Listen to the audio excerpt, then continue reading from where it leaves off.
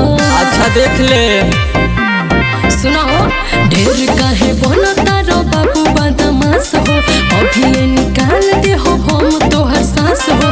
राखो तू काबू न हो कबे काबू रहो तनी अनुशासन में। अरे सुन, निषाद जी के आवेद शासन में, राइफल बटवा हद में रासन में। निषाद जी के आवेद शासन में, राइफल बटवा हद में रासन में। हाँ ना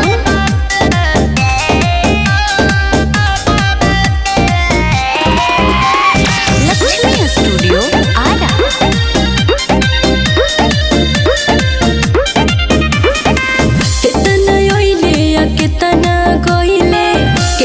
कुछ अभी कइले हो तोहर लेखा बत फेंकवा लइका केतना जाना भेटइले हो, बुझला। ले सुन होई सगरो धमाका होई, कमई है पाका होई। पड़ जाई भारी कोइल रंगदारी तू नरमी राखो भाषण में। सुन हई निषाद जी के आवेद शासन में, राइफल बटवा हद में रासन में। निषाद जी के आवेद शासन में, राइफल बटवा हद में रासन में।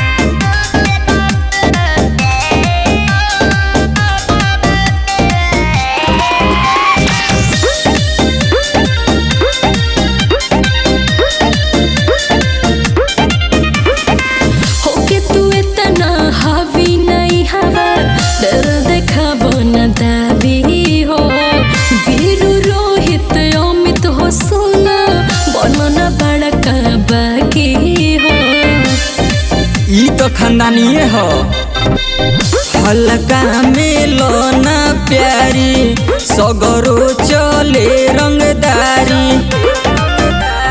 कोना के बल पा देखेल सपना बैठे मोहन सिंहासन में। बुझ गईले निषाद जी के आवेद शासन में, राइफल बटवा हद में रासन में। निषाद जी के आवेद शासन में, राइफल बटवा